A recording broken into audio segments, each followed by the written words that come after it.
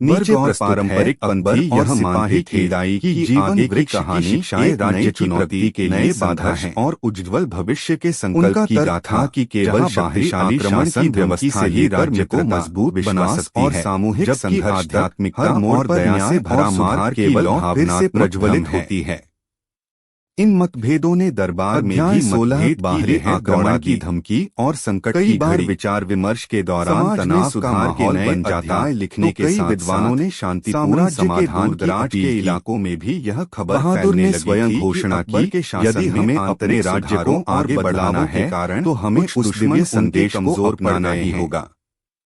सत्य पड़ोसी राज्य और सहिष्णुता से ही समाज में पंथी व्यवस्था में अपना बल जमाया था। बाहरी संकट का लाभ उठाने का संकल्प ले चुके थे। पड़ोसी राज्यों में भी उनकी नीतियां न केवल सामरिक रूप से आक्रमण की योजना बनाती संघर्ष की आशंका उनकी रूप में भी विद्रोह और असंतोष की आक्रमणकारी थी। सेना ने राज्य की दरबार में अचानक ही खबर आई कि राज्य के प्रमुख दुश्मन दल ही तैयारी में जुट गए। परंतु बहादुर ने देखा जो हमेशा तलवार से सहिष्णुता और विचारों के आदान प्रदान पर विश्वास और नैतिक दृढ़ता भी उतनी ही महत्वपूर्ण से लेते हुए तत्काल बैठक दरबार में आयोजित एक विशेष सभा में बहादुर ने कहा और न्यायप्रिय विचारों ने पहले ही दरबार में एक नई हमारे हृदय में निहित था। उन्हें इस संकट के प्रबंधन के लिए विशेष निर्देश और दया को पहचान लें तो कोई भी बाहरी आक्रमण हमारे आदर्शों को नष्ट नहीं कर। समाज में एक नई चेतना जगाई जीवन वृक्ष की महिमा ने सभी को एकजुट करने की कोशिश करेंगी। विद्वानों, संतों और सैनिकों ने आदर्शों और सिद्धांतों के बल पर न केवल आंतरिक सुधारों को बनाए रखना है बल्कि बाहरी आक्रमण का भी मजबूती से सामना करना है। अंकर हो भीतर की शांति ने तुरंत योजना बनाई राज्य के सैनिकों को एकजुट करने, लोगों के बीच विश्वास और अध्याय को नई चेतना का उदय तथा सीमावर्ती क्षेत्रों में सुरक्षा व्यवस्था मजबूत करने का आंतरिक संघर्षों और बाहरी संकटों में मौजूद सभी अधिकारियों और सलाहकारों ने मिलकर जागरण रणनीतिक योजना तैयार की। जीवन वृक्ष दौरान कुछ विद्रोही तत्व जो पहले सुधार के विरोध में आवाज उठाते थे उनके मन में भी अब सवाल उठने लगे कि कवियों ने खतरा हम के वर्णन एक साथ लाने का प्रयास कर रहा है। संतों ने भजन और कीर्तन के माध्यम से इलाकों में दुश्मन दलों की गतिविधियां बढ़ने लगी। चित्रकला धीरे धीरे सीमाओं पर तनाव का माहौल छा गया। प्रेमचंद जैसी योजनाओं, कूटनीतिक प्रयासों और जनसामान्य को जागरूक करने के मिश्रित प्रयासों ने एक ओर जहां साम्राज्य के भीतर एक उनकी कविताएं, कहानियां और दार्शनिक विचार जीवन वृक्ष आक्रमण देशों की ने सभी के दिलों में एक गहरी चेतावनी भी धीरे धीरे यह नव चेतना संकट की घड़ी में वासुदेव ने अपने अनुभव और साहस का परिचय देते हुए कहा, जब भी हम एक बाहरी खतरे का सामना करते हैं न तो हमें याद रखना होगा में सच्चाई और न्याय की राह पर चलने वाले लोग मिलकर ही इसे मात दे सकते हैं। की स्थापना भी की। हमारी तलवारें और हमारे जीवन वृक्ष दोनों ही हमारे सबसे बड़े में रखकर अध्ययन करवाया जाने लगा। दरबार में इस बच्चों से लेकर युवाओं तक जागरूकता हर कोई इन संस्थानों में नैतिक सभी ने महसूस किया कि सुधार का मतलब केवल आंतरिक व्यवस्था को बदलना नहीं आश्रम बल्कि प्राचीन ग्रंथों की प्रतिलिपि तैयार समाज में स्थिरता और शांति बनाए रखना भी है। उपदेशों का विस्तार से उल्लेख था। अध्याय 17 मित्रता, विवेक, विश्वास और सामूहिक संघर्ष। विद्वानों ने इसे राष्ट्रमय ज्ञान का आधार माना और आने वाले वर्षों में पुराने अनिवार्य अध्ययन पाठ्यक्रम में शामिल कर दिया। को फिर से उजागर करने लगे। में बदलाव की लहर, लेकिन इस बार वासुदेव और समाज में बदलाव की लहर एक नई रणनीति अपनाई। पुरानी कुरीतियों, अंधविश्वासों और जातिगत से सभी मतभेदों को बांटने का संकल्प होने लगी। इस जीवन वृक्ष के संदेश ने लोगों में समानता, सहानुभूति और आपसी सहयोग की भावना को प्रबल कर दिया। भी संवाद बढ़ाने गांवों में लोग मिलजुल कर काम करने लगे। जाकर त्योहारों में सब एक दूसरे के दुख सुख में भागीदार बने। जीवन में और शहरों में सामाजिक न्याय के नए नियम लागू किए गए। प्रयास से बाहरी खतरे परिवर्तन ने राज्य को एक नए सामाजिक ढांचे की ओर विशेष सभा का आयोजन किया गया। केवल एक दूसरे का साथी नहीं, कारीगरों, व्यापारियों और किसानों ने भाग लिया। इस सभा में वासुदेव ने स्पष्ट किया और समर्पण समय आ गया है। गुरु शिष्य परंपरा का विस्तार होकर न केवल बाहरी आक्रमण के खिलाफ बल्कि आंतरिक अन्याय और असमानता के खिलाफ भी आवाज उठाएं। एक नया अध्याय खुलने लगा। जब हम एक साथ खड़े होंगे तभी हमारी ताकत दो गुना हो जाएगी। उन्होंने विश्वास के साथ कहा। आध्यात्मिकता के पार दरबार में भी बदलाव की हवा बहने लगी। प्रतिष्ठित संत जिनका नाम जो अमृतानंद मतभेदों में उलझे थे, अपने शिष्यों को संबोधित करते हुए साम्राज्य में न्याय, प्रकृति के इस और विकास के लिए जीवन वृक्ष के पास आते हैं। सम्राट तो हमें यह समझना चाहिए कि यह केवल एक पेड़ नहीं, हमारा साम्राज्य तभी सशक्त होगा जब साक्षात्कार का प्रतीक चाहे वह किसी भी वर्ग का हो, हमें हमारे हृदय को शुद्ध करना योगदान देगा। देशों को अपने जीवन का दौरान बनाना होगा। जो पहले विश्वासघात के बाद अपनी गलती स्वीकार कर चुके थे ने भी मिलकर नए संकल्प में अमृतानंद ने शिष्यों को बताया कि आंतरिक परिवर्तन ही बाहरी संसार में परिवर्तन की चाबी है। हमारे एकता के मार्ग में रुकावट नहीं बनेगी। गुरु शिष्य परंपरा ने राज्य में एक नई चेतना का संचार किया रहूंगा। संवाद की नई दिशा, मित्रता और विश्वास के पुल ने न केवल दरबार में बल्कि समाज के हर तबके में एक नई ऊर्जा का संचार किया। नई नीतियां और सामूहिक प्रयासों से न केवल बाहरी आक्रमण का मुकाबला किया गया बल्कि आंतरिक सुधारों में भी तेजी आई। सुनते हैं तो हमारे दौर था जहाँ हर व्यक्ति ने मिलकर है यह संकल्प किया हमें सुधार का संघर्ष जारी रहेगा। हमारे राज्य सामूहिक एकता ही हमारी सबसे बड़ी ताकत है। इस अध्याय 18 भविष्य की ओर, नई विरासत, नई आशा। संकट के बाद दरबार में एक नई सुबह की किरण दिखाई देने लगी थी। बाहरी आक्रमण का मुकाबला करने और आंतरिक मतभेदों को पाटने के बाद सम्राट अकबर और वासुदेव ने मिलकर एक ऐसी विरासत रची जिसने आने वाले समय में समाज को नई दिशा और आशा प्रदान की। दरबार में अब पुराने अत्याचार और असमानता के निशान धीरे धीरे मिटने लगे थे। नई नीतियां, सुधारात्मक योजनाएं और जनसहभागिता के प्रयासों ने समाज के हर वर्ग में न्याय, समानता और विकास की नींव मजबूत कर दी थी। सम्राट अकबर ने कहा, हमारा संघर्ष आज सिर्फ एक लड़ाई नहीं रहा, यह एक ऐसी विरासत बन गया है जो आने वाली पीढ़ियों के लिए प्रेरणा का स्रोत होगी। वासुदेव, जिनके साहस, ईमानदारी और प्रतिबद्धता ने सभी के दिलों में एक नई ऊर्जा का संचार किया था, अब युवाओं के लिए एक गुरु के रूप में उभर गए थे। उन्होंने न केवल अपने अनुभव बांटे बल्कि समाज में फैली जड़े असमानता और अत्याचार को जड़ से उखाड़ने की प्रेरणा भी दी। न्याय और सत्य की राह पर चलना कभी आसान नहीं होता, परंतु हमारी एकता, हमारी विश्वासघात से उभरती सीख और हमारे सामूहिक प्रयास ही हमें आगे बढ़ाएंगे, उन्होंने युवा सैनिकों और जनसमूह से कहा। दरबार में एक विशेष उत्सव का आयोजन किया गया, जहां समाज के सभी वर्गों ने अपनी एकता और सुधार के प्रयासों का जश्न मनाया। इस उत्सव में लोकगीत, नृत्य और कविताओं के माध्यम से यह संदेश दिया गया कि परिवर्तन की यह यात्रा कभी नहीं रुकेगी। हर चुनौती, हर संघर्ष ने हमें यह सिखाया कि जब हम सच्चाई, न्याय और एकता के साथ खड़े होते हैं तो हम किसी भी बाहरी या आंतरिक संकट को मात दे सकते हैं। इस उत्सव के दौरान एक युवा कवि ने अपनी कविता में लिखा, हमारी ये विरासत, हमारी ये राह, सत्य की लौ, न्याय का आह्वान, हर दिल में जगाए नई चाह। इन पंक्तियों में समूची पीढ़ियों के लिए एक संदेश था कि सुधार का संघर्ष निरंतर चलता रहेगा और नई आशा की किरणें हमेशा अंधेरे को चीरकर उभरती हैं। सम्राट अकबर और वासुदेव की यह गाथा बाहरी आक्रमण से लेकर सामूहिक संघर्ष, विश्वास और मित्रता तक आज भी इतिहास की उन सुनहरी पंक्तियों में अंकित है, जहां न्याय, समृद्धि और मानवता का संदेश अनंत काल तक गूंजता रहेगा। उपसंहार। अकबर और सिपाही की लड़ाई की आगे की कहानी हमें याद दिलाती है कि परिवर्तन का सफर कभी समाप्त नहीं होता। बाहरी आक्रमण की धमकी, आंतरिक मतभेद, विश्वासघात और चुनौतियों के बावजूद जब हम एकजुट होकर अपने सिद्धांतों पर अडिग रहते हैं तो हर संकट को मात दी जा सकती है। यह गाथा आने वाले कल के लिए एक नई विरासत बनकर उभरती है, एक ऐसी विरासत जो न्याय, समानता और मानवता की अनंत आशा को पुनर्जीवित करती है। समाज की ये नई सुबह हर उस व्यक्ति के लिए प्रेरणा है जो बदलाव की राह पर अडिग है और यह संदेश देती है कि सच्चाई और न्याय की लौ चाहे कितनी भी मंद पड़ जाए, फिर भी हमेशा उज्जवल भविष्य की ओर अग्रसर होती है।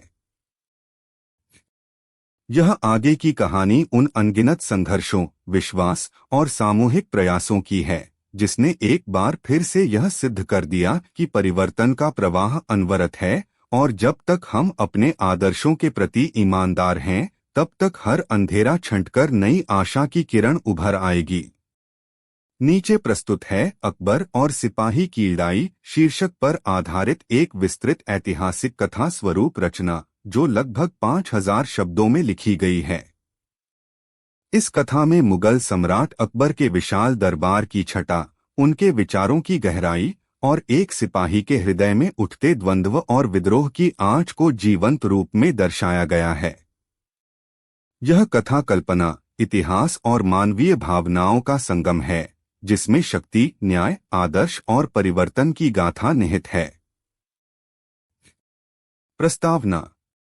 मुगल साम्राज्य के स्वर्णिम युग में जहां कला, संस्कृति और ज्ञान का समागम हुआ करता था, वहीं सम्राट अकबर के अद्वितीय शासन में दरबार के हर कोने से नए किस्से, नई कहानियां जन्म लेती थीं। उनके शासन में न केवल युद्धकूच का दौर था, बल्कि न्याय, सदाचार और मानवता की शिक्षा भी गहराई से दी जाती थी। इसी दौरान दरबार के कुछ सिपाही अपने अद्वितीय विचारों, संघर्षों और दिल की गहराई में उठते प्रश्नों से इतिहास के पन्नों पर अमिट छाप छोड़ गए। इस कथा का केंद्र बिंदु है एक ऐसे सिपाही की कहानी जिसने अपनी आंतरिक पीड़ा और अन्याय के खिलाफ विद्रोह की आग को बुझने न दिया और किस प्रकार उसकी लड़ाई ने सम्राट अकबर के दरबार में एक नई सोच और बदलाव की शुरुआत की। यह संघर्ष केवल तलवार की धार तक सीमित नहीं था, बल्कि यह विचारों, आदर्शों और मानवता के पुनर्निर्माण का एक प्रतीक बन गया। कथा के आरंभ में हम देखेंगे कि कैसे एक साधारण सिपाही के दिल में उठे प्रश्नों ने उसे न्याय की तलाश में अकबर के दरबार तक ले आया और कैसे इस संघर्ष ने दोनों पक्षों को बदलकर रख दिया। यहाँ हम उन तमाम भावनाओं, संघर्षों और परिवर्तन की कहानियां सुनेंगे जो न केवल उस समय के समाज को प्रभावित कर गईं, बल्कि आने वाली पीढ़ियों के लिए भी प्रेरणा स्रोत बनी। अध्याय 1, दरबार का आभास और सिपाही का उदय। मुगल दरबार में हर पल एक नई कहानी छिपी होती थी। सम्राट अकबर के शासन में जहां न्याय और विद्वत्ता की महक बिखरी रहती थी, वहीं सैनिकों की भी अपनी एक अनोखी दुनिया थी। इन सिपाहियों में से एक था आम आदमी से उठी हुई एक ऐसी आत्मा जिसका दिल सत्य और न्याय की आस से भरपूर था। सिपाही वासुदेव एक साधारण परिवार से ताल्लुक रखने वाला, बचपन से ही देशभक्ति और ईमानदारी की परंपरा को आत्मसात करता आया था। बचपन में उसने अपने पिताजी से सुनी कहानियों में नायकता के गुण सीखे थे, परंतु जीवन में अनुभव ने उसे यह भी दिखाया कि सत्ता के साथ अन्याय भी जुड़ा रहता है। वासुदेव ने अपने बलिदान और समर्पण से मुगल सेना में अपनी पहचान बनाई थी। उसकी निडरता और ईमानदारी के किस्से आसपास के क्षेत्रों में प्रसिद्ध हो गए थे, लेकिन उसकी आंखों में एक गहरी पीड़ा भी समाई हुई थी। वह उस अन्याय से चुप नहीं बैठ सकता था जो कभी कभी दरबार में सत्ता के हाथों हो जाता था। एक दिन जब वासुदेव अपने साथी सिपाहियों के साथ पहरेदार की ड्यूटी पर था, तो उसने देखा कि एक ग्रामीण को अत्याचार का सामना करना पड़ रहा था। उस पल वासुदेव के भीतर उठी क्रोध की आग ने उसे रोक ही नहीं सका।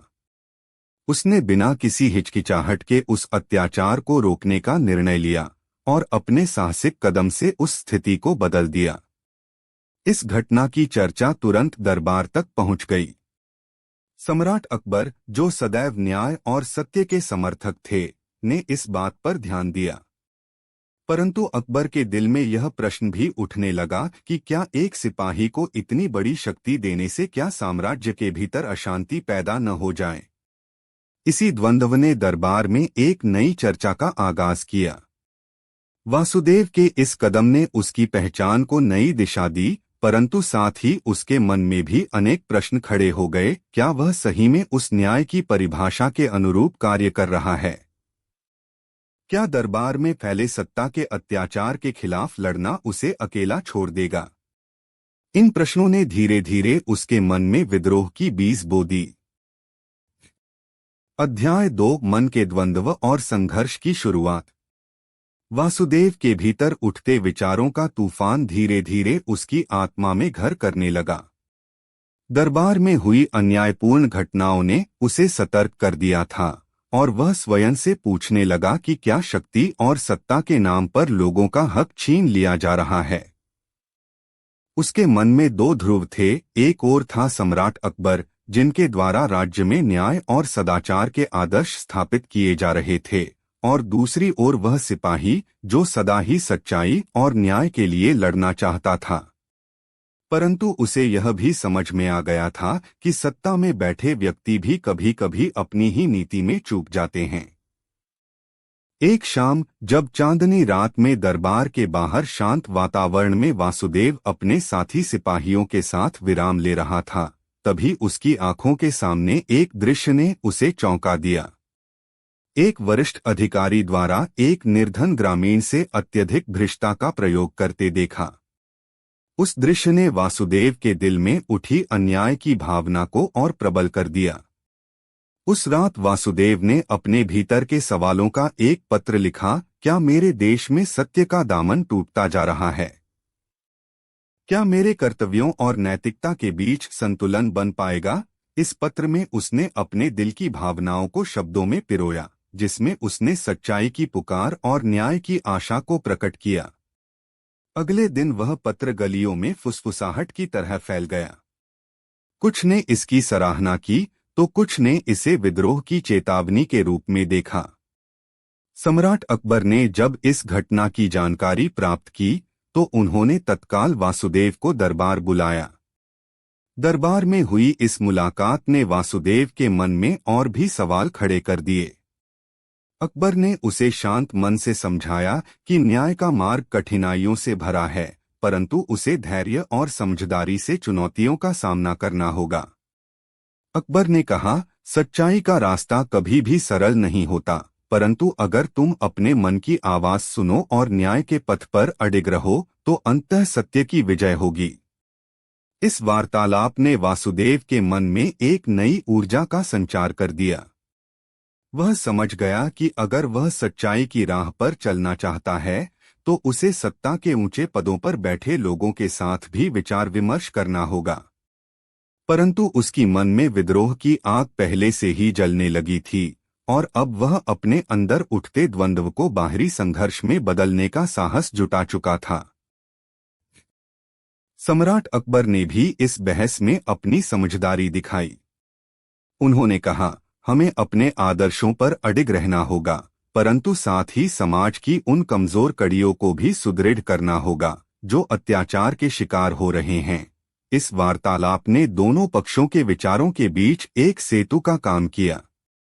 वासुदेव को लगा कि शायद सत्ता के उच्च पदों पर बैठे लोग भी आम लोगों की पीड़ा से अनजान नहीं हैं, परंतु उनके तरीके में सुधार की आवश्यकता है। इस सभा के बाद वासुदेव ने अपने मन में ठान लिया कि वह अपने विचारों को केवल शब्दों में ही नहीं बल्कि अपने कर्मों से भी सिद्ध करेगा। उसने फैसला किया कि वह दरबार के भीतर चल रहे अन्याय के खिलाफ सख्ती से लड़ाई करेगा, चाहे वह कितनी भी मुश्किल क्यों न हो।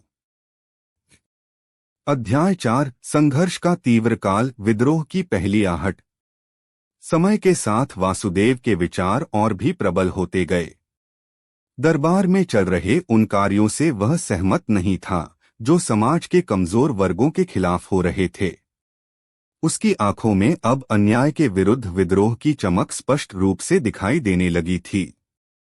एक दिन जब दरबार में एक नई नीतिगत घोषणा हुई जिसने किसानों और ग्रामीणों के हितों को गंभीर रूप से प्रभावित किया, तो वासुदेव की आंतरिक चेतना और भी जाग उठी। उस घोषणा में कुछ ऐसे प्रावधान थे जो उच्च वर्ग के हितों को प्राथमिकता देते दिख रहे थे। वासुदेव ने तुरंत महसूस किया कि यह निर्णय समाज में विद्यमान असमानता को और बढ़ा देगा।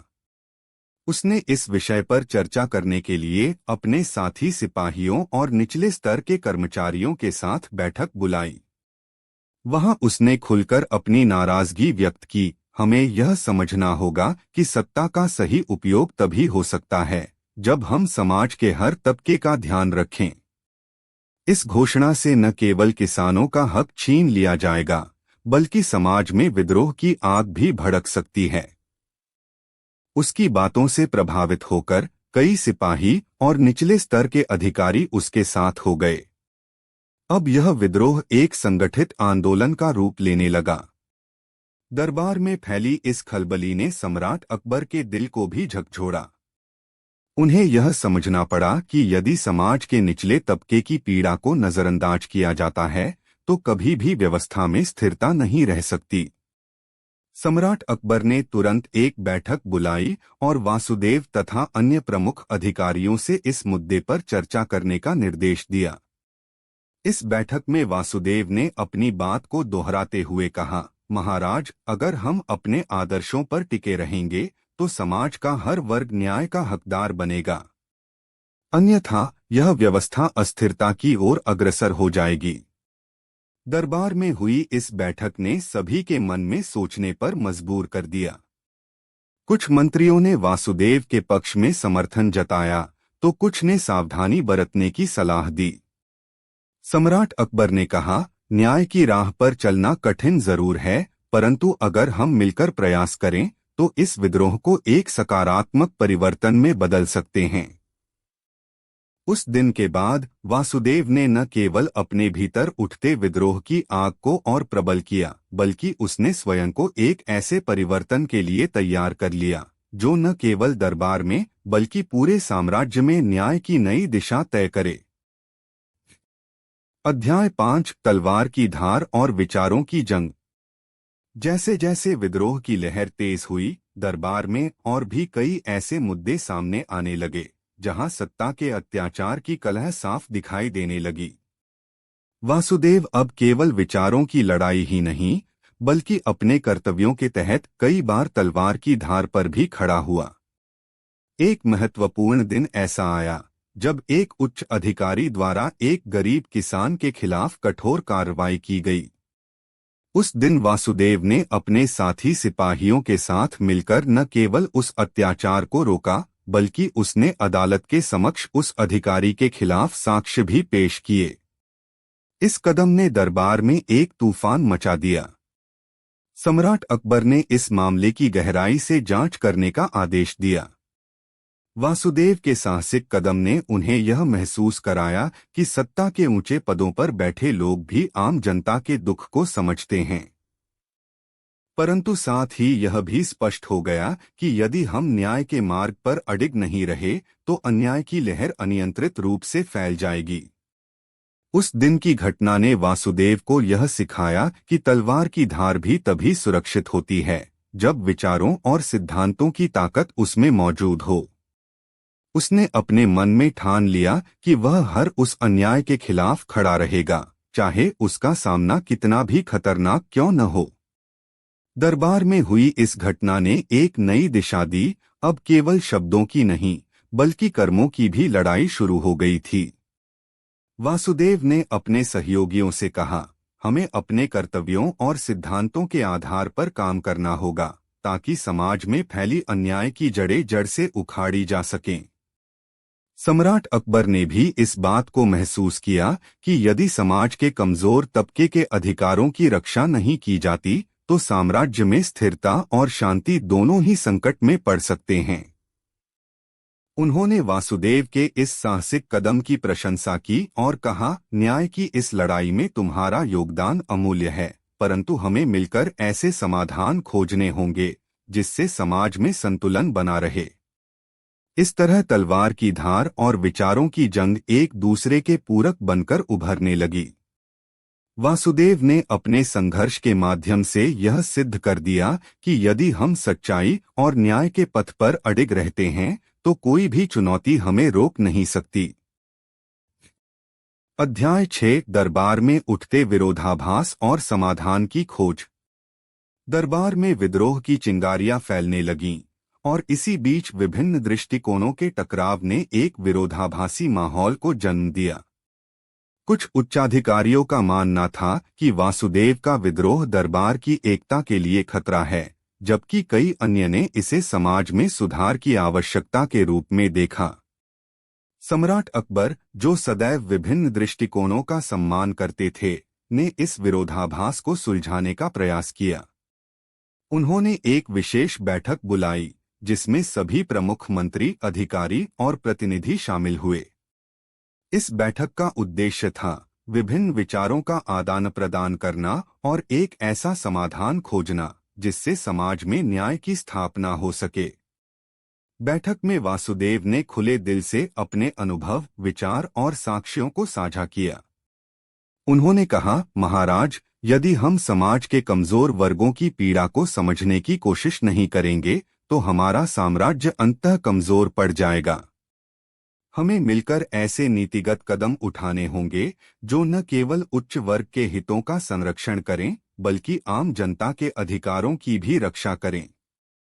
कुछ मंत्रियों ने कहा कि ऐसे कदम उठाने से सत्ता में अस्थिरता आ सकती है, परंतु वासुदेव ने तर्क दिया कि अस्थिरता से बेहतर है कि हम सुधारात्मक उपाय अपनाएं। उन्होंने उदाहरण के तौर पर बताया कि कैसे कुछ छोटे छोटे बदलावों से समाज में सकारात्मक परिवर्तन संभव हो सकता है। सम्राट अकबर ने भी इस चर्चा में अपनी गहरी समझदारी दिखाई। उन्होंने कहा, न्याय और सुधार की राह पर चलने के लिए हमें पुरानी परंपराओं को चुनौती देनी होगी, परंतु साथ ही हमें यह भी सुनिश्चित करना होगा कि समाज में शांति और स्थिरता बनी रहे। इस वार्तालाप ने दरबार में नए विचारों और नई नीतियों की चर्चा को जन्म दिया। बैठक के अंत में एक साझा प्रस्ताव पर सहमति बनी कि समाज के कमजोर वर्गों के हक को संरक्षित करने के लिए एक विशेष समिति गठित की जाएगी, जिसमें वासुदेव सहित अन्य प्रतिनिधि शामिल होंगे। इस समिति का उद्देश्य था नीतिगत सुधारों के माध्यम से न्याय की स्थापना करना और अत्याचार को समाप्त करना। इस निर्णय ने न केवल वासुदेव के विचारों को समर्थन दिया, बल्कि दरबार में भी एक सकारात्मक बदलाव की दिशा में कदम बढ़ाया। विरोधाभासों के बावजूद सभी ने यह महसूस किया कि सुधार की यह पहल साम्राज्य के लिए दीर्घकालीन हित का काम करेगी।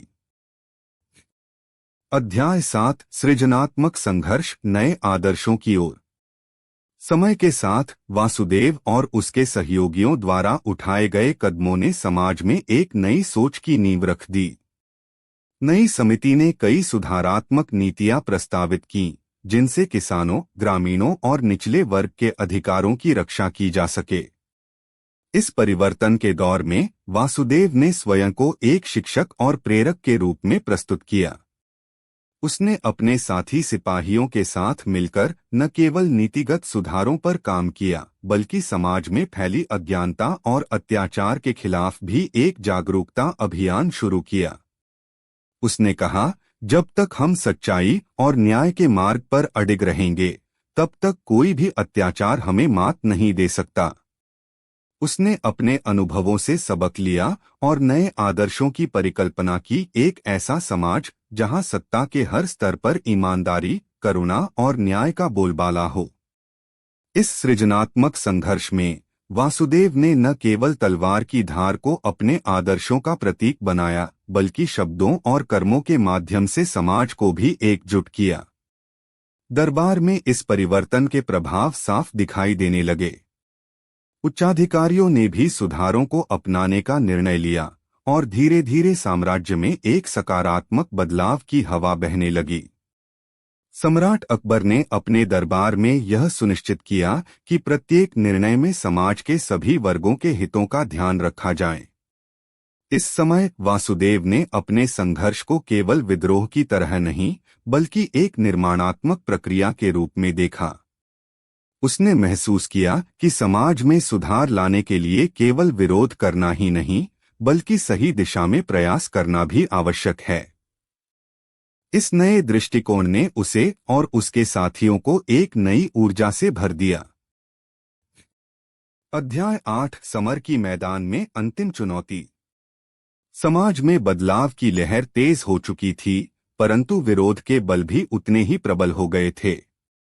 कुछ पुराने पदाधिकारी और प्रतिपक्षी गुट जो परंपरा और सत्ता की पुरानी व्यवस्था में विश्वास रखते थे, ने इस परिवर्तन के खिलाफ आक्रामक रुख अपनाया। एक दिन दरबार के बाहर एक विवादित मुद्दे पर भड़क उठी एक भीड़। इस भीड़ में शामिल थे ऐसे लोग जो नए सुधारों का विरोध करते थे और पुराने अत्याचार को बरकरार रखना चाहते थे। इस अस्थिरता की स्थिति में सम्राट अकबर ने तुरंत स्थिति को नियंत्रण में लेने का आदेश दिया। वासुदेव, जो अब इस संघर्ष के सबसे अग्रणी नेता बन चुके थे, ने भीड़ से संवाद करने का प्रयास किया।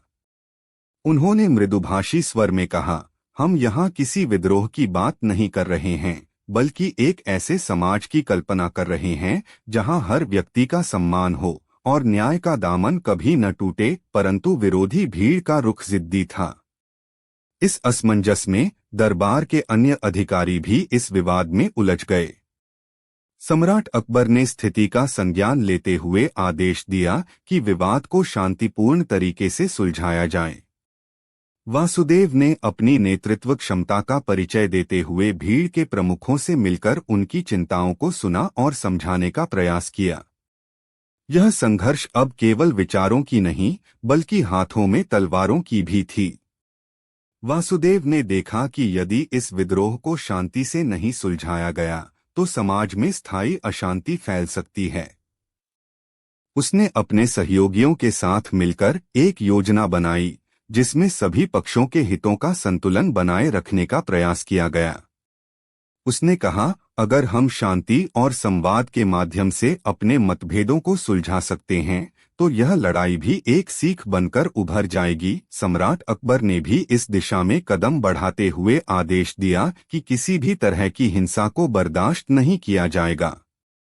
इस संघर्ष की चरम सीमा पर वासुदेव और उनके विरोधियों के बीच एक गंभीर टकराव हुआ, जिसमें तलवारें और शब्द दोनों की धारें तेज थीं। लेकिन अंततः वासुदेव की मृदुभाषिता, समझदारी और अदम्य साहस ने स्थिति को शांति में बदलने में महत्वपूर्ण भूमिका निभाई। इस संघर्ष के पश्चात दरबार में एक बार फिर से शांति और स्थिरता का माहौल लौट आया, परंतु यह घटना समाज के लिए एक चेतावनी बनकर रह गई कि परिवर्तन की राह में कई बाधाएं जरूर आएंगी। अध्याय 9 परिवर्तन की किरण, न्याय के नए आयाम। विद्रोह, संघर्ष और विवाद के पश्चात समाज में एक नई किरण उभरने लगी।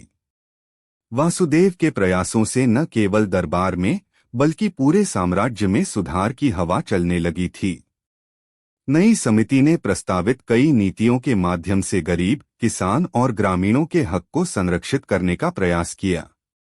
सम्राट अकबर ने इस परिवर्तन की सराहना करते हुए कहा, यदि हम समाज के सभी वर्गों को साथ लेकर चलें, तो हमारा साम्राज्य न केवल मजबूत होगा, बल्कि न्याय का आदर्श भी स्थापित होगा। वासुदेव ने अपने अनुभवों से सीखा कि सुधार केवल विरोध से नहीं, बल्कि मिलजुल कर समाधान निकालने से संभव है। उन्होंने कहा, सच्चाई और न्याय का मार्ग कठिन जरूर है, परंतु यदि हम अपने आदर्शों पर अडिग रहें, तो कोई भी बाधा हमें रोक नहीं सकती। इस नई दिशा में वासुदेव ने अपने सहयोगियों के साथ मिलकर अनेक सुधारात्मक कदम उठाए। उन्होंने ग्रामीणों के लिए एक स्वतंत्र न्याय समिति का गठन कराया, जहां उनके मामले बिना किसी पूर्वाग्रह के सुने जाते थे। इस कदम से समाज में न्याय की स्थापना की दिशा में महत्वपूर्ण प्रगति हुई। साथ ही दरबार में भी सभी अधिकारियों ने इस बात को महसूस किया कि यदि सत्ता के हाथों आम जनता के हक को नजरअंदाज किया जाता है, तो साम्राज्य में स्थिरता असंभव हो जाएगी। इस प्रकार वासुदेव की लड़ी हुई लड़ाई ने न केवल विरोधाभासों को दूर किया, बल्कि समाज के प्रत्येक तबके में न्याय की एक नई परिभाषा को जन्म दिया। अध्याय 10 समापन। एक नई सुबह का आरंभ। समय की रेत पर जब परिवर्तन के कदम गहरे निशान छोड़ते हैं तो वासुदेव की लड़ाई भी इतिहास के पन्नों में एक प्रेरणा के रूप में अंकित हो गई। वह सिर्फ एक सिपाही नहीं रहे, बल्कि न्याय, सत्य और मानवता के प्रतीक बन गए। सम्राट अकबर के दरबार में उनके संघर्ष की गूंज आज भी सुनाई देती है, एक ऐसी गूंज जो बताती है कि जब भी मानवता के हित में सच्चाई की राह चुनी जाती है तो अंततः न्याय की विजय अवश्य होती है।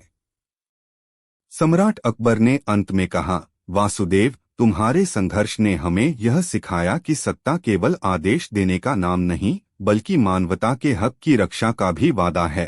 वासुदेव ने अपने आदर्शों के बल पर न केवल अपने आप। अध्याय 3 विचारों की टक्कर, अकबर और वासुदेव का संवाद।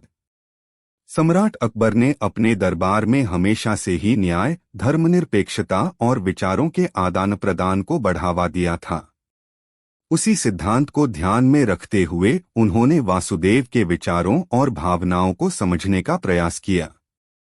एक दिन दरबार में एक सभा बुलाई गई जिसमें वासुदेव को अपने मन की बात रखने का अवसर दिया गया। इस सभा में अकबर ने सभी मंत्रियों, विद्वानों और सिपाहियों को आमंत्रित किया था। वासुदेव ने साहस जुटाकर उस मंच पर कदम रखा।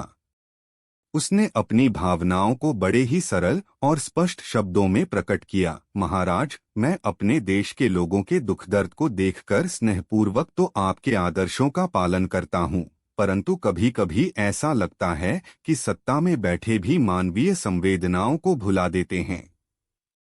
उसकी इस बात पर दरबार में मौन छा गया। कुछ मंत्रियों ने आपस में निगाहों का आदान प्रदान किया तो कुछ ने अपने अपने विचारों का इजहार किया। सम्राट अकबर ने गंभीरता से उसकी बात सुनी और कहा, वासुदेव, तुम्हारे शब्द मेरे दिल को छू गए हैं, परंतु हमें यह भी समझना होगा कि समाज के हर वर्ग में कई परतें होती हैं और हर किसी के दृष्टिकोण में सत्य की झलक होती है।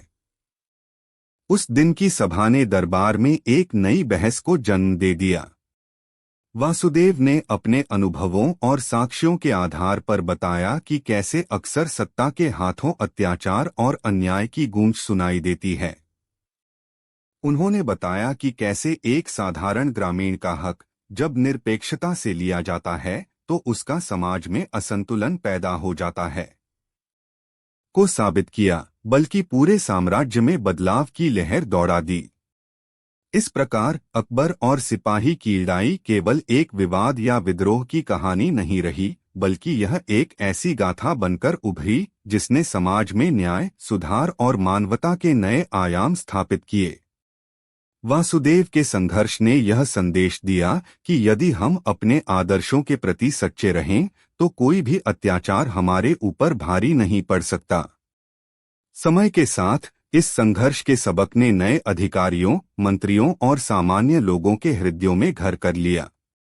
समाज में न्याय की यह नई किरण उन सभी के लिए प्रेरणा बनी जिन्होंने अपने जीवन में सच्चाई और ईमानदारी के मार्ग को चुना। वासुदेव की कहानी आज भी उन लोगों के लिए एक जीवंत प्रेरणा है जो अत्याचार के खिलाफ आवाज उठाते हैं और समाज में सुधार की राह पर अग्रसर होते हैं।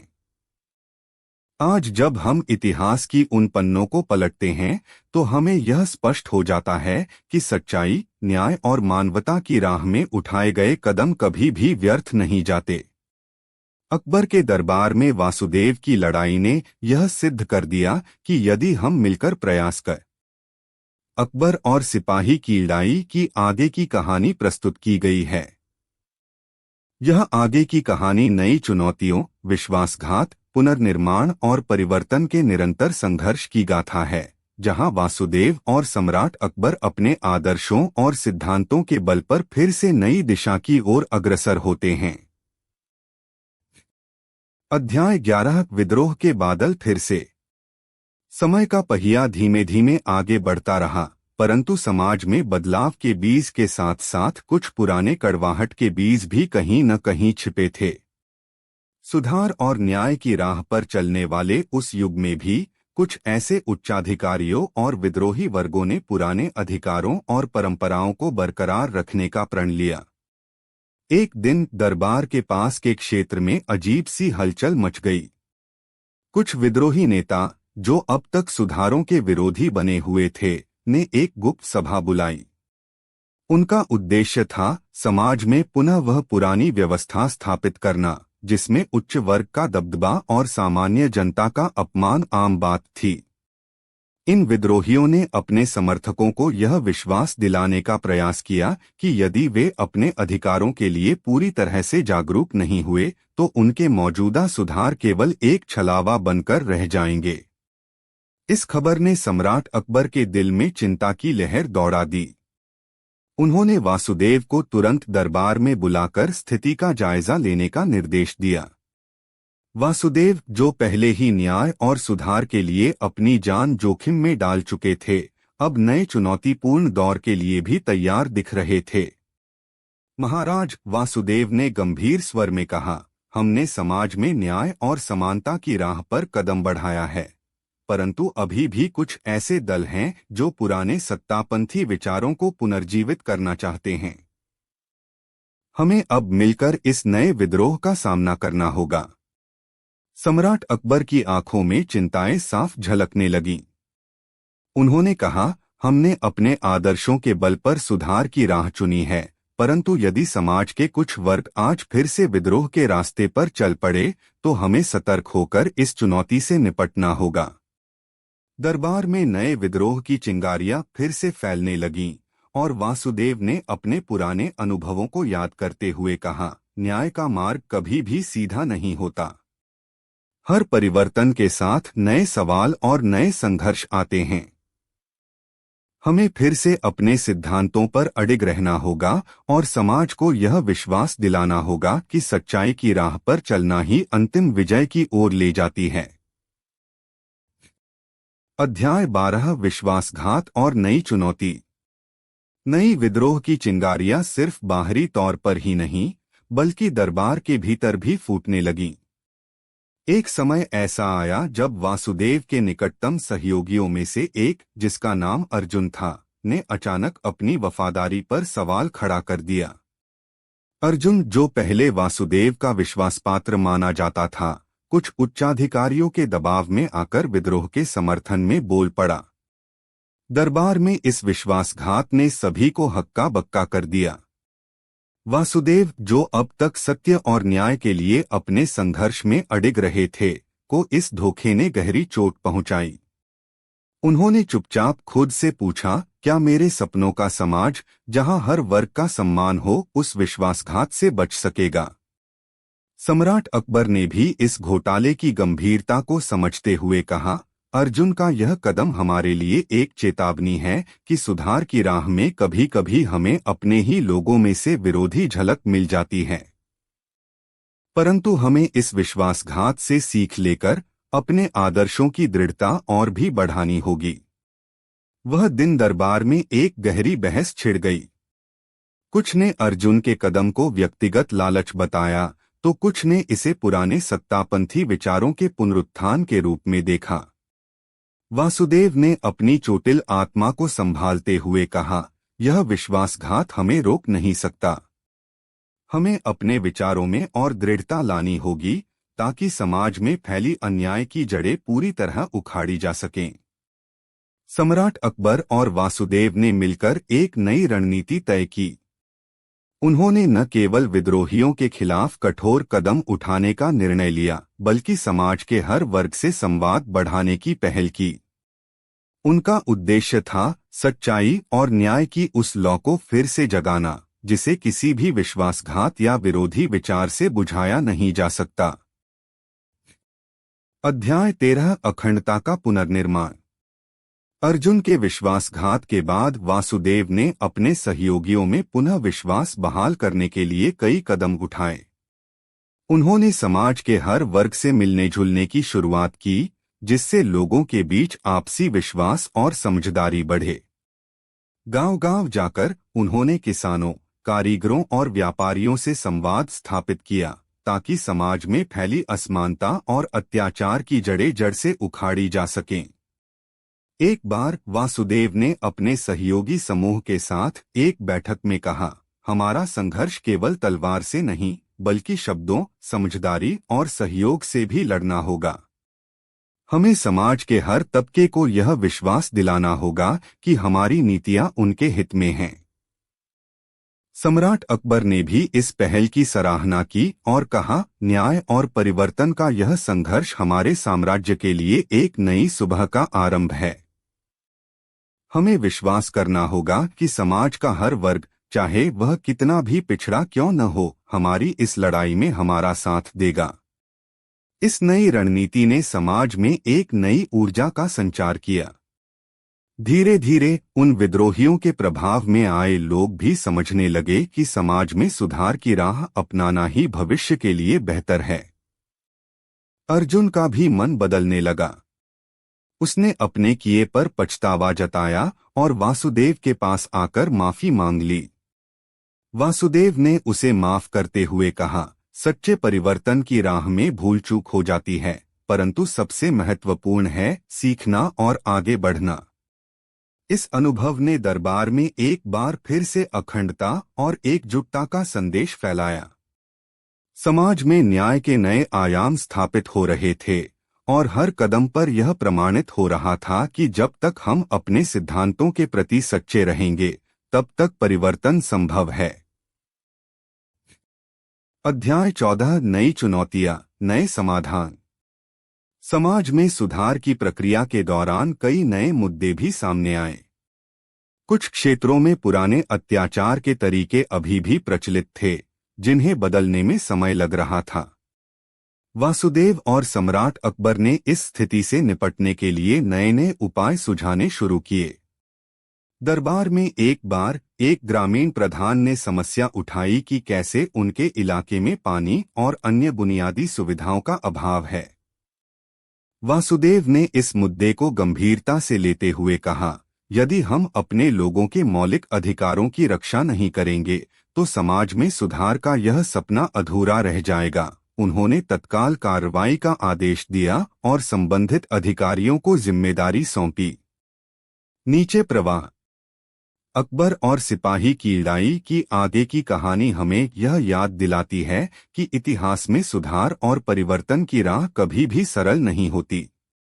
प्रत्येक नए संघर्ष के साथ हमें अपने सिद्धांतों पर और अधिक विश्वास रखना होता है और समाज के हर तबके के साथ मिलकर समाधान निकालने होते हैं।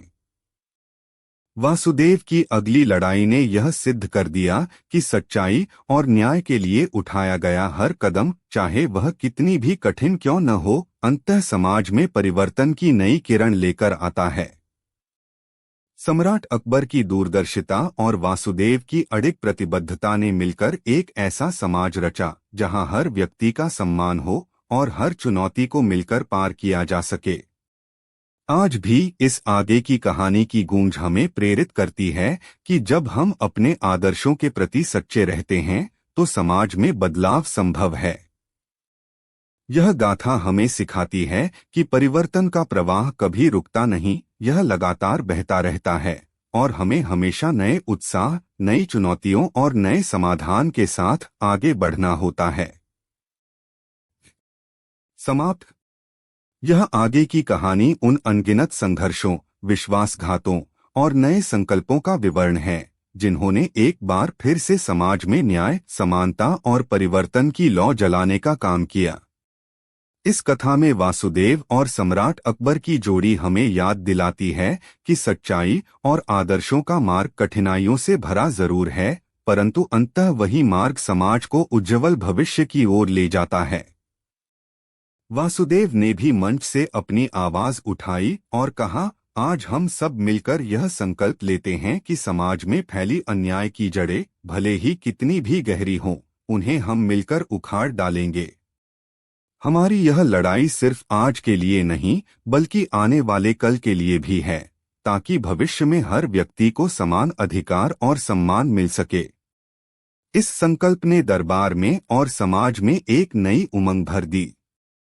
लोगों ने महसूस किया कि परिवर्तन की यह गूंज न केवल आज की समस्याओं का समाधान है, बल्कि यह आने वाले समय में भी समाज को एक सकारात्मक दिशा प्रदान करेगी। हर व्यक्ति ने अपने अपने स्तर पर यह विश्वास किया कि सच्चाई और न्याय के मार्ग पर चलने से ही एक उज्ज्वल भविष्य का निर्माण होगा। सम्राट अकबर और वासुदेव की यह गाथा, जो पहले की लड़ाइयों, विश्वासघात और संघर्ष से भरपूर थी, अब एक नए अध्याय की ओर अग्रसर हो गई थी। यह वह दौर था जहां समाज के हर वर्ग ने यह समझ लिया कि बदलाव के लिए अध्याय 15, परिवर्तन की गूंज, भविष्य का संकल्प। समय के साथ वासुदेव और सम्राट अकबर ने न केवल अपने साम्राज्य में सुधार की लहर दौड़ा दी, बल्कि उन्होंने यह संदेश भी दिया कि परिवर्तन कभी भी रुकता नहीं है। समाज के हर वर्ग में एक नई ऊर्जा का संचार हुआ और लोग अब यह समझने लगे कि न्याय, मानवता और समृद्धि के लिए निरंतर प्रयास करना ही आवश्यक है।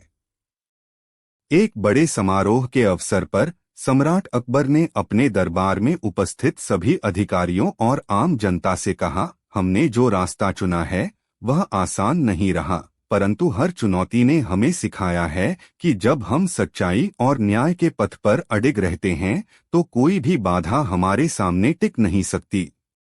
निरंतर संवाद, सहयोग और संघर्ष ही आवश्यक हैं। दरबार के दीवारों पर अब नई कहानियां लिखी जाने लगीं, जहां हर कहानी में परिवर्तन का जिक्र था और हर परिवर्तन में उन लोगों की मेहनत और समर्पण की कहानी। यह गाथा उन सभी के लिए प्रेरणा बन गई जो अपने अधिकारों के लिए आवाज उठाते हैं और समाज में सुधार की दिशा में लगातार आगे बढ़ते हैं। उपसंहार, परिवर्तन का निरंतर के साथ इस नई चुनौती ने समाज के विभिन्न वर्गों में एकजुटता की भावना को और मजबूत किया।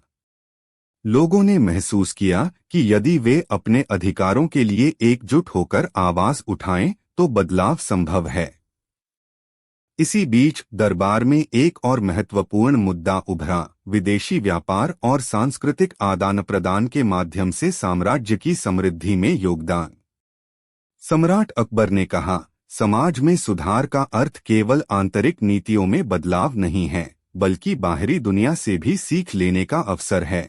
उन्होंने विद्वानों, व्यापारियों और विदेशी राजदूतों से चर्चा कर समाज में सुधार के लिए नई नीतियों को आकार दिया। वासुदेव ने इस दिशा में काम करते हुए कहा, जब हम अपने देश को बाहरी दुनिया के साथ जोड़ते हैं तो ज्ञान और नवाचार के नए स्रोत खुलते हैं जो समाज में बदलाव की नई लहर ला सकते हैं। इस प्रकार दरबार में लगातार चल रहे संवाद और सहयोग से समाज में सुधार की नई धारा बहने लगी। प्रत्येक चुनौती ने नए समाधान के द्वार खोले और समाज में न्याय, समानता और विकास की नींव और भी मजबूती से स्थापित हुई। नीचे प्रस्तुत है अकबर और पेड़ की कहानी और आगे का भाग एक विस्तृत 5000 शब्दों में विस्तारित गाथा जो उस दिव्य वृक्ष के संदेश, उसके उपदेशों और मानवता में जागृत आध्यात्मिक चेतना की नई परतों को उजागर करती है। यह भाग न केवल समकालीन समाज में आने वाले नए संघर्षों, सुधारों और चुनौतियों को दर्शाता है, बल्कि मानव आत्मा के अनंत सफर, ज्ञान और प्रेम की पुनःस्थापना की भी कथा कहता है। प्रस्तावना। समय के साथ जब जीवन वृक्ष ने राज्य के हर वर्ग में आत्मिक जागरूकता का संदेश फैलाया तो इसकी महिमा और भी व्यापक हो गई। अकबर के आदर्शों से प्रेरित यह दिव्य संरचना अब न केवल भौतिक और आध्यात्मिक पुनर्निर्माण का प्रतीक थी, बल्कि आने वाली पीढ़ियों के लिए ज्ञान, प्रेम और सहानुभूति का अमूल्य स्रोत भी बन चुकी थी। इस भाग में हम देखेंगे कि कैसे राज्य में नए संघर्ष, परिवर्तन और नवप्रवर्तन ने उस दिव्यता के संदेश को एक नए आयाम पर पहुंचा दिया, तथा किस प्रकार विभिन्न वर्गों के लोग, चाहे वे किसान हो, विद्वान, संत, योद्धा या सामान्य नागरिक, जीवन वृक्ष के उपदेशों के माध्यम से अपने जीवन में पुनर्जीवन का अनुभव करने लगे। यह कथा एक नई सुबह की ओर अग्रसर होने की प्रेरणा देती है, जहां आंतरिक शांति, सामाजिक एकता और मानवता का वास्तविक विकास एक साथ जुड़ते हैं। प्रथम अध्याय, नई चुनौतियों की सुबह। राज्य में उभरते नए संकट। जीवन वृक्ष की छाया में जब राज्य ने अद्वितीय सुधारों के साथ प्रगति की राह पकड़ी, तो समय के साथ कुछ पुराने और नए संकट भी सामने आने लगे। राज्य के पूर्वी सीमा पर, जहां प्राकृतिक संसाधनों का दोहन और पर्यावरणीय असंतुलन के कारण जीवन की जड़ों में परिवर्तन हो रहा था, वहां के लोग धीरे धीरे अपने पारंपरिक विश्वासों से दूर हटने लगे थे। कुछ समुदायों ने अपने सांस्कृतिक आदर्शों को बचाने के लिए विरोध प्रदर्शन किए, जबकि अन्य ने आधुनिकता के साथ तालमेल बिठाने की कोशिश की। इन परिवर्तनों ने दरबार में नई चिंताएं उत्पन्न कर दीं। मंत्रिमंडल में विचार विमर्श शुरू हुआ कि कैसे राज्य में सामाजिक आर्थिक असमानता, पर्यावरणीय संकट और सांस्कृतिक विघटन को रोका जाए। बहादुर सम्राट ने कहा, हमने कभी नहीं सोचा था कि इतने वर्षों बाद भी हमारे राज्य के कुछ कोने ऐसे संकटों से जूझेंगे। लेकिन यही तो जीवन का सत्य है, परिवर्तन अनिवार्य है। हमें इस परिवर्तन को एक सकारात्मक दिशा में मोड़ना होगा। आंतरिक संघर्ष और आशा की किरण। इन संकटों के बीच राज्य के कुछ विद्वान और संत जीवन वृक्ष के पास जाकर ध्यान में लीन हो गए।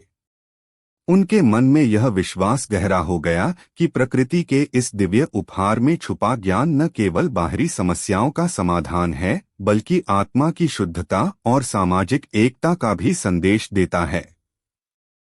एक अनुभवी संत जसवंत महाशय ने अपने शिष्यों से कहा, जब भी मन में अंधकार छा जाए, तो इस वृक्ष के पास बैठकर ध्यान करना। उसकी हर शाखा, हर पत्ती हमें याद दिलाती है कि सत्य, प्रेम और सहिष्णुता का प्रकाश अनंत है। यह उपदेश लोगों के मन में आशा की नई किरण जगाने लगा। द्वितीय अध्याय, परिवर्तन की दिशा में पहला कदम। सामाजिक पुनर्संरचना की पहल। राज्य के उत्तराधिकारियों ने इस संकट का सामना करने के लिए एक नई सामाजिक पुनर्संरचना की पहल की। उन्होंने जीवन वृक्ष के उपदेशों को ध्यान में रखते हुए ग्रामीण और शहरी क्षेत्रों में सामूहिक संगठन, शिक्षा और स्वास्थ्य के नए मॉडल तैयार किए। नई समितियां गठित की गईं, जिनका उद्देश्य था शैक्षिक सुधार, बच्चों और युवाओं को नैतिकता, पर्यावरण संरक्षण और सामाजिक न्याय के मूलमंत्र सिखाना। स्वास्थ्य और पर्यावरण स्वच्छता अभियान और वृक्षारोपण के माध्यम से प्राकृतिक संसाधनों का संरक्षण। सांस्कृतिक पुनर्निर्माण, स्थानीय कला, संगीत और साहित्य के माध्यम से परंपरा और आधुनिकता का संगम स्थापित करना। इन पहलों से न केवल समाज में समानता का संचार हुआ, बल्कि लोगों ने अपने भीतर एक नई चेतना का अनुभव किया। गांव के प्रधान ने घोषणा की, हम अब पुराने अंधविश्वासों को त्याग कर ज्ञान और सहिष्णुता के नए युग में प्रवेश करेंगे। युवाओं का उठता क्रांति। युवा वर्ग, जो नए विचारों और नवाचारों के प्रतीक थे, ने इस परिवर्तन में अपना अभूतपूर्व योगदान दिया। प्रेमचंद और अर्जुन जैसे युवा नेताओं ने मिलकर जीवन वृक्ष के संदेश को आधुनिक तकनीक और संचार माध्यमों के जरिए फैलाने का संकल्प लिया। उन्होंने एक ऐसा मंच तैयार किया जहां युवा कवियों, लेखकों, चित्रकारों और संगीतकारों ने अपने विचार प्रस्तुत किए।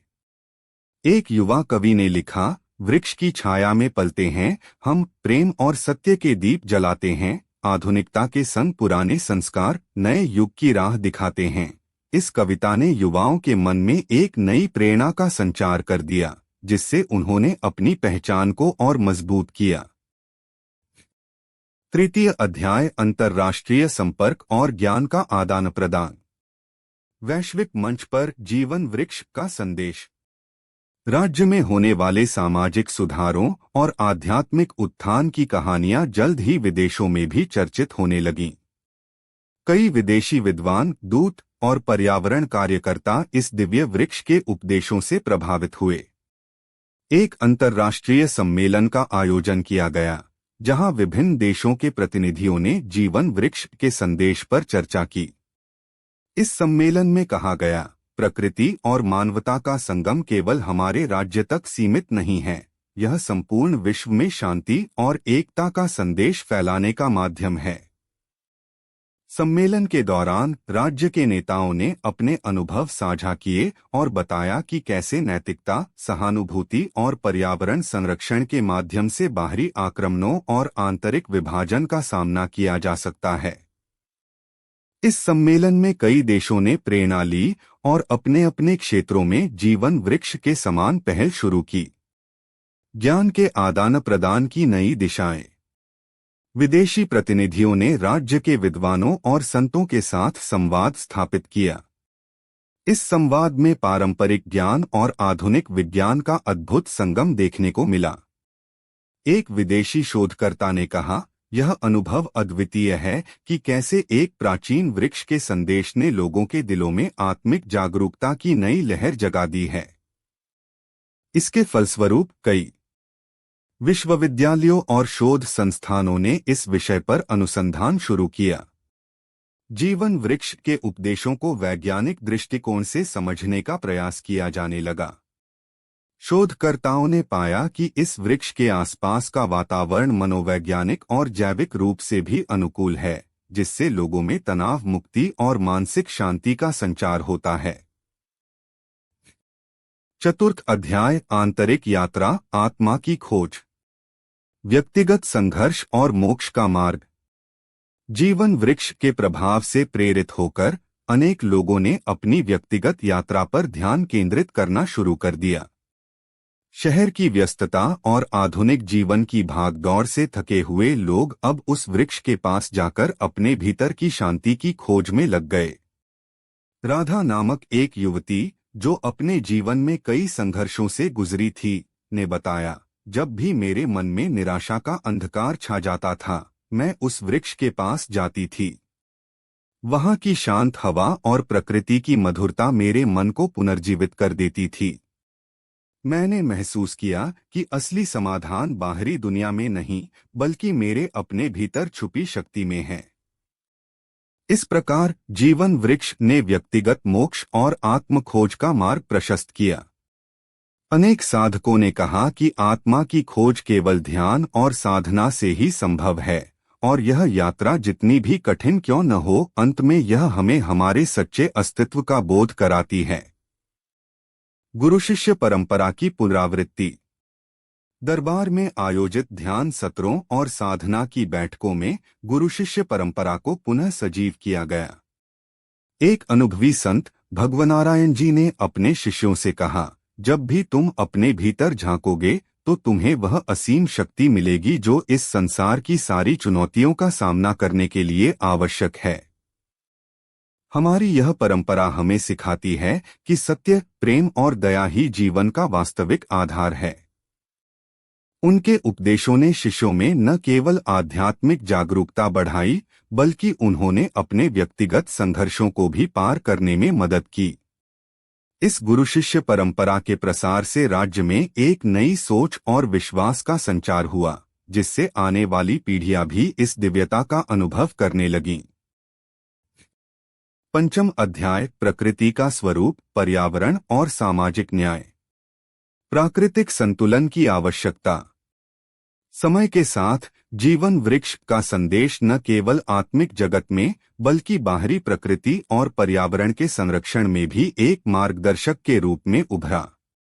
राज्य के लोगों ने महसूस किया कि प्राकृतिक संसाधनों का दोहन और पर्यावरणीय असंतुलन उनके जीवन पर प्रतिकूल प्रभाव डाल रहे हैं। गांवों में जहां पहले हरियाली और शांति का वास था, अब प्रदूषण और अनियंत्रित विकास ने जीवन की जड़ें हिला दी थीं। स्थानीय नेता और पर्यावरण कार्यकर्ताओं ने मिलकर एक अभियान शुरू किया, प्रकृति बचाओ, जीवन बचाओ। इस अभियान का मूल उद्देश्य था कि जीवन वृक्ष के उपदेशों के अनुसार प्रकृति के साथ सामंजस्य बनाए रखा जाए। एक कृषक ने बताया, जब से हमने वृक्षारोपण और प्राकृतिक संसाधनों के संरक्षण की दिशा में कदम बढ़ाया है, हमारे खेतों में फिर से हरियाली लौट आई है। यह अनुभव हमें याद दिलाता है कि प्रकृति के साथ संतुलन बनाए रखना ही असली समृद्धि का मार्ग है। सामाजिक न्याय का आधार। सामाजिक बदलाव के साथ साथ राज्य में सामाजिक न्याय की भी नई परिकल्पना उभर कर सामने आई। जीवन वृक्ष के संदेश ने यह स्पष्ट कर दिया कि मनुष्य का सच्चा मूल्य उसकी आत्मा में निहित है, न कि उसके जाति, वर्ग या पृष्ठभूमि में। नए प्रशासन ने समाज के कमजोर वर्गों, महिला अधिकारों और आदिवासी समुदायों के हित में कई योजनाएं प्रारंभ की। इन पहलों से न केवल सामाजिक असमानता में कमी आई, बल्कि लोगों ने यह भी समझा कि एक समृद्ध समाज का निर्माण केवल भौतिक विकास से संभव नहीं, बल्कि नैतिकता, दया और सामाजिक न्याय के सिद्धांतों से ही संभव है। एक महिला नेता ने सभा में कहा, हमारा लक्ष्य है कि हर व्यक्ति को उसका उचित सम्मान मिले। हमें जीवन वृक्ष के उपदेशों को अपनाकर समाज में एक नई नैतिक और सामाजिक संरचना तैयार करनी होगी, जहां हर किसी को उसकी पहचान और अधिकार मिले। षष्ठ अध्याय कला, साहित्य और संगीत में नई क्रांति।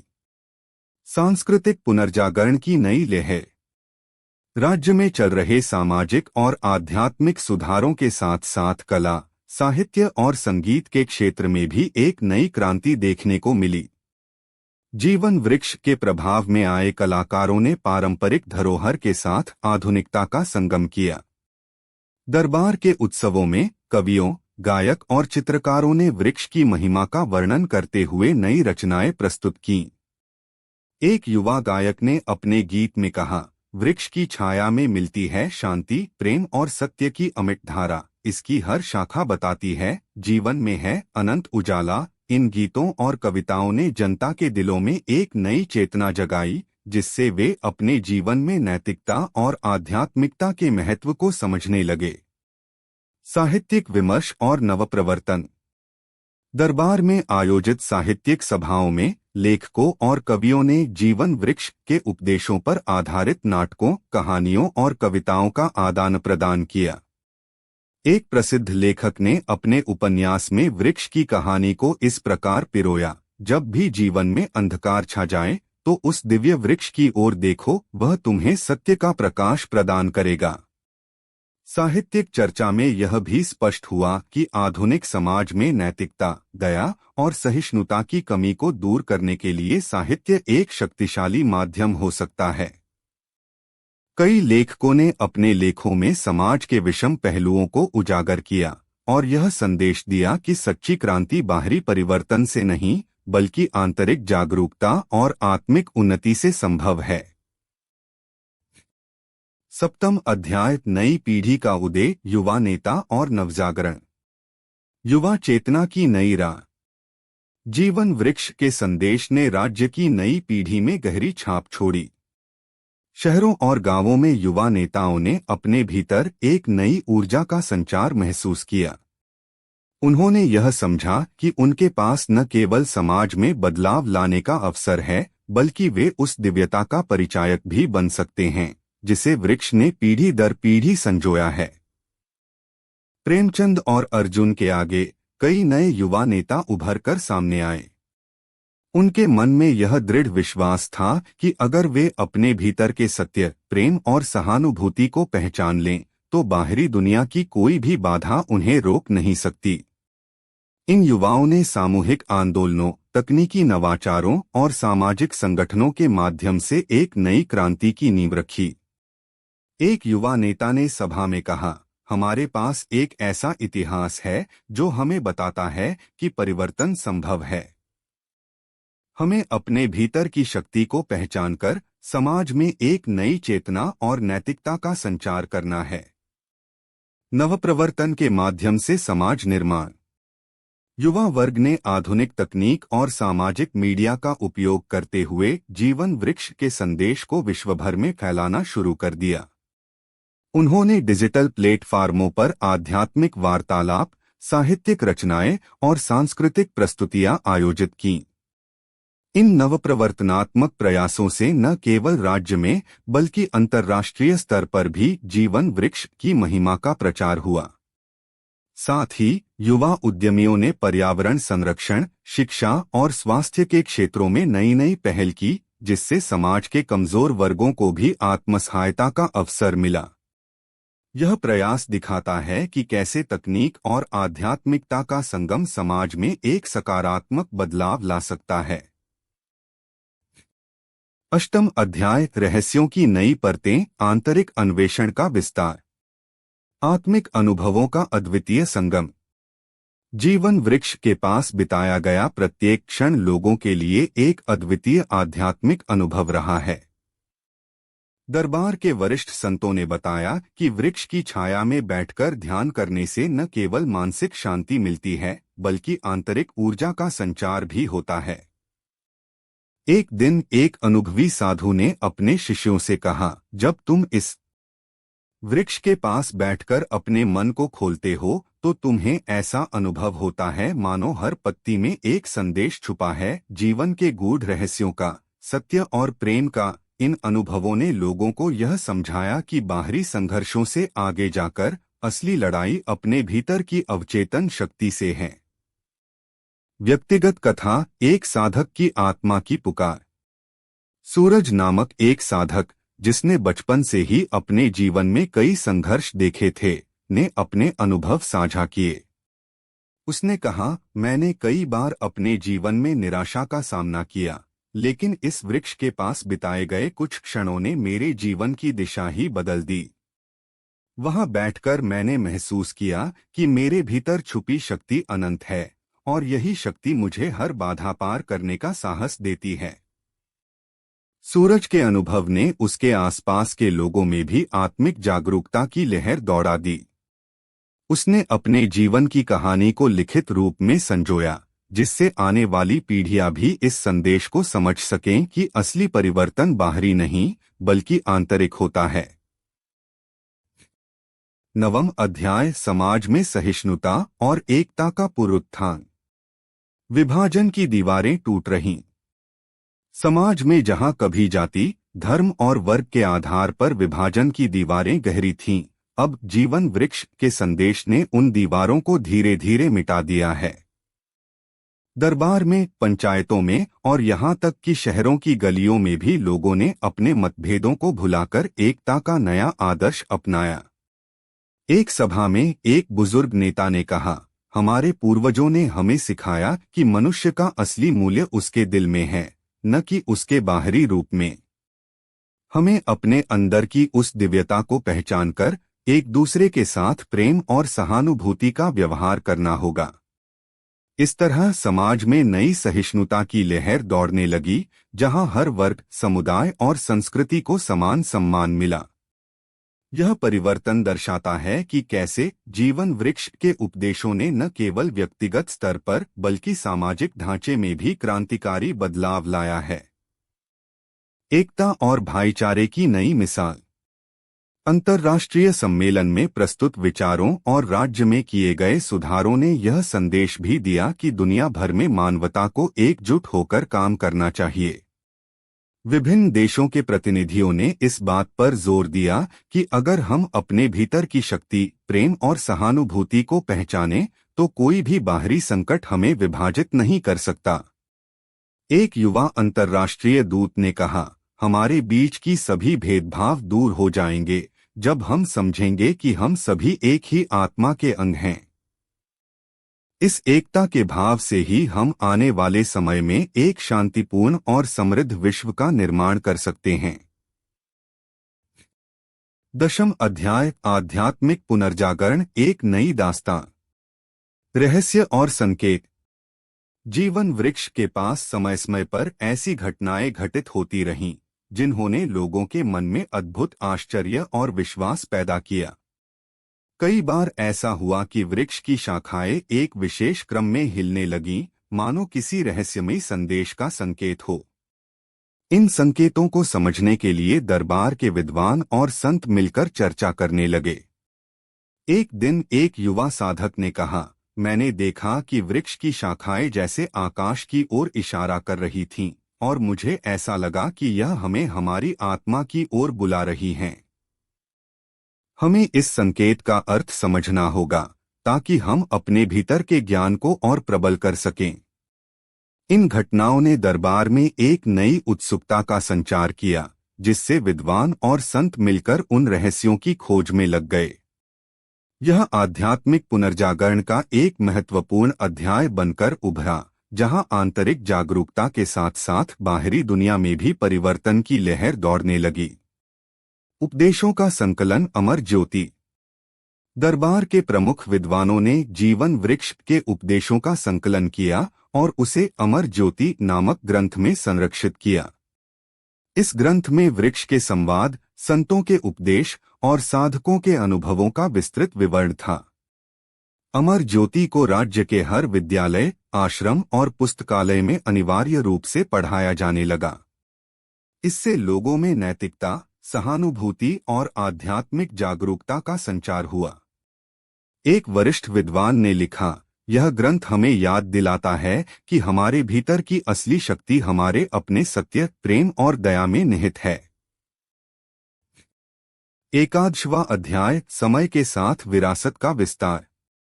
नई पीढ़ियों में जागृति। समय के साथ जीवन वृक्ष की शिक्षाएं पीढ़ी दर पीढ़ी फैलती रहीं। बच्चे, किशोर और युवा अपने विद्यालयों में इन उपदेशों को पढ़ते, समझते और अपने जीवन में उतारते। दरबार में आयोजित वार्तालाप, ध्यान सत्र और साहित्यिक प्रतियोगिताओं में इस दिव्यता का विशेष उल्लेख किया जाता था। एक युवा शिक्षक ने अपने छात्रों से कहा, जब भी तुम्हें लगे कि जीवन में अंधकार छा रहा है, तो बस उस वृक्ष की याद करो। उसकी हर शाखा, हर पत्ती तुम्हें यह संदेश देगी कि सत्य, प्रेम और सहानुभूति का मार्ग अनंत है। इस प्रकार नई पीढ़ी ने जीवन वृक्ष के संदेश को आत्मसात किया और समाज में एक नई ऊर्जा, नवचेतना और नैतिकता का संचार हुआ। अंतरसंस्कृति संवाद और वैश्विक प्रेरणा। राज्य की यह कथा अब अंतर्राष्ट्रीय स्तर पर भी प्रेरणा का स्रोत बन गई थी। विभिन्न देशों के युवा, विद्वान और सांस्कृतिक विशेषज्ञ जीवन वृक्ष की कहानियों को सुनकर प्रेरित हुए। वे इसे अपने अपने देशों में लागू करने के प्रयास में जुट गए। एक अंतर्राष्ट्रीय सांस्कृतिक मंच पर एक प्रतिनिधि ने कहा, यह कथा हमें याद दिलाती है कि चाहे हमारी भाषाएं, संस्कृतियां और परंपराएं कितनी भी अलग क्यों न हो, मानवता की एकता और प्रेम का संदेश सार्वभौमिक है। इस संदेश ने विश्वभर में शांति, सहयोग और समझ का एक नया आयाम स्थापित किया। 12वां अध्याय, नई दिशाएं, आधुनिकता और परंपरा का संगम। तकनीकी नवाचार में आध्यात्मिकता की झलक। आधुनिक तकनीक और सूचना के युग में राज्य के युवा नेताओं ने जीवन वृक्ष के संदेश को डिजिटल माध्यमों में परिवर्तित करने का प्रयास किया। उन्होंने एक ऐसा ऐप विकसित किया जिसमें ध्यान, साधना और वृक्ष के उपदेशों के वीडियो, ऑडियो और लेख उपलब्ध थे। इस ऐप के माध्यम से दूरदराज के लोग भी जीवन वृक्ष की दिव्यता का अनुभव कर सके। एक युवा डेवलपर ने कहा, तकनीक केवल यंत्र नहीं है, यह आत्मा के संदेशों को फैलाने का एक शक्तिशाली माध्यम है। हमें अपने भीतर की शक्ति को पहचानकर इसे डिजिटल दुनिया में भी जीवित रखना होगा। परंपरा का आधुनिक रूपांतरण। चेतना का संदेश लेकर आया। 14वां अध्याय, आशा और परिवर्तन का अंतिम संदेश। अंतिम संघर्ष और विजय की कहानी। समय के साथ बाहरी आक्रमणों और आंतरिक विभाजनों के बीच राज्य में एक बार फिर से संकट का दौर आया। लेकिन इस बार जीवन वृक्ष के संदेश और उसके उपदेशों ने लोगों के मन में एक अटूट विश्वास भर दिया था। एक बार राज्य के दक्षिणी क्षेत्रों में फिर से हिंसात्मक घटनाओं ने जन्म लिया, मगर इस बार साथ ही राज्य के पारंपरिक कलाकारों ने आधुनिक संगीत, चित्रकला और नाटकों के माध्यम से जीवन वृक्ष के उपदेशों का अद्भुत संगम प्रस्तुत किया। इन प्रस्तुतियों में पारंपरिक लोकगीतों के साथ साथ आधुनिक संगीत के बीट्स का भी समावेश था, जिससे दर्शकों को एक अनोखा अनुभव प्राप्त हुआ। एक प्रतिष्ठित नाट्य निर्देशक ने अपने नाटक में इस प्रकार लिखा, जब अतीत और वर्तमान का संगम होता है तो मानवता की असली पहचान उभर कर आती है। इस तरह परंपरा और आधुनिकता के बीच एक सुंदर सेतु स्थापित हुआ, जिसने समाज में एक नई चेतना का संचार किया। 13वां अध्याय, अंतर्मुखी यात्रा, आत्म साक्षात्कार की गहराई। आत्मिक संघर्ष और समाधान। समय के साथ अनेक लोग जीवन वृक्ष के पास जाकर अपने व्यक्तिगत संघर्षों, दुखों और अनिश्चितताओं से निपटने लगे। हर व्यक्ति का अनुभव अलग था। कुछ ने अपने अतीत के घावों को भरने का प्रयास किया, तो कुछ ने भविष्य के लिए नई दिशाएं खोजीं। एक मध्यम वर्गीय परिवार की कहानी इस बात का प्रमाण थी। परिवार के एक बुजुर्ग सदस्य रामदीन ने अपने जीवन के संघर्षों को साझा करते हुए कहा, जब भी मेरे मन में उदासी छा जाती थी, मैं उस वृक्ष के पास बैठ जाता था। वहां बैठकर मुझे ऐसा महसूस होता था मानो मेरी आत्मा फिर से जीवंत हो उठी हो। इस अनुभव ने रामदीन को न केवल मानसिक शांति दी, बल्कि उसने अपने परिवार के सदस्यों में भी विश्वास और प्रेम का संचार किया। ध्यान और साधना का अनवरत अभ्यास। दरबार में आयोजित ध्यान शिविर और साधना सत्रों में लोगों ने अपने भीतर की गहराई से संपर्क स्थापित किया। संत अमृतानंद ने एक दिन अपने शिष्यों से कहा, ध्यान के माध्यम से तुम अपनी आत्मा की पुकार सुन सकते हो। यह वह शक्ति है जो तुम्हें अंधकार से बाहर निकालकर उजाले की ओर अग्रसर करेगी। इन ध्यान सत्रों में भाग लेने वाले लोगों ने बताया कि कैसे उनके मन के झमेले दूर हो गए और उन्हें अपने अस्तित्व का सच्चा बोध हुआ। यह अनुभव न केवल व्यक्तिगत स्तर पर बल्कि सामूहिक रूप से भी एक नई। नीचे प्रस्तुत है अकबर और पेड़ की कहानी, आगे की गाथा, एक विस्तृत 5000 शब्दों में बसी हुई कथा, जो सम्राट अकबर द्वारा आरंभ किए गए आदर्शों, नैतिकता और प्रकृति के अद्भुत संदेश की विरासत को आगे बढ़ाती है। इस कथा में हम देखेंगे कि कैसे अकबर के शासनकाल के बाद भी उस रहस्यमयी वृक्ष की शिक्षाएं, उसके प्रकाशमान उपदेश और मानवता की अटूट आशा आने वाली पीढ़ियों में प्रबल होती रही। प्रस्तावना। सम्राट अकबर ने जब अपने जीवन के अंतिम चरण में उस दिव्य वृक्ष से संवाद किया था, तब उन्होंने न केवल अपने शासन में दया, सत्य और सहानुभूति का बीज बोया, बल्कि आने वाले समय के लिए भी एक अमूल्य संदेश छोड़ दिया। वर्षों बीत चुके हैं और आज भी उस वृक्ष की छाया में देश के नागरिक, विद्वान, संत और आम लोग एकत्र होते हैं। यह वृक्ष अब केवल एक प्राकृतिक संरचना नहीं रहा, बल्कि यह ज्ञान, संस्कृति और आध्यात्मिक जागरण का प्रतीक बन चुका है। अकबर और पेड़ की कहानी, आगे की गाथा, इसी विरासत के नए अध्याय को खोलती है, जहां हम देखते हैं कि कैसे अकबर की शिक्षाओं ने उनके उत्तराधिकारियों, जनता और दूर-दराज के साधु संतों के दिलों में नए सवेरे की किरण जगा दी। इस कथा में हम उत्तराधिकार, आंतरिक संघर्ष, बाहरी चुनौतियां और अंततः मानवता की जीत की गाथा सुनेंगे। पहला अध्याय, नई सुबह, शांति का बीज। सम्राट अकबर के स्वर्गारोहण के पश्चात उनके उत्तराधिकारी और दरबार में कार्यरत विद्वानों ने उस दिव्य वृक्ष को जीवन वृक्ष के रूप में स्थापित कर दिया। धीरे धीरे पूरे राज्य में इसकी महिमा का प्रसार हुआ। उत्तराधिकारियों का आगमन। राज्य के नए सम्राट, जिनका नाम बहादुर नामकरण हुआ, ने अकबर द्वारा स्थापित आदर्शों को अपनाने का संकल्प लिया। बहादुर न केवल वीरता और साहस के लिए प्रसिद्ध थे, बल्कि उनमें दया, सहानुभूति और ज्ञान की गहराई भी थी। उन्होंने अपने राज्य के प्रत्येक नागरिक से प्रतिज्ञा की कि वे अकबर के आदर्शों को अपनाकर राज्य में न्याय और शांति की स्थापना करेंगे। दरबार में नए विद्वान, कलाकार और संतगण जुटने लगे। अनेक ऋषि वैद्यों ने जीवन वृक्ष के पास ध्यान लगाते हुए अपनी आस्था प्रकट की।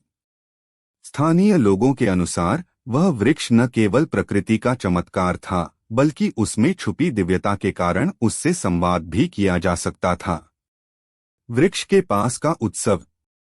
पहले दिन से ही राज्य के विभिन्न कोनों से लोग उस वृक्ष के पास आने लगे। यहाँ पर छोटे मोटे धार्मिक कार्यक्रम, नृत्य, गीत और भजन गाए जाते थे।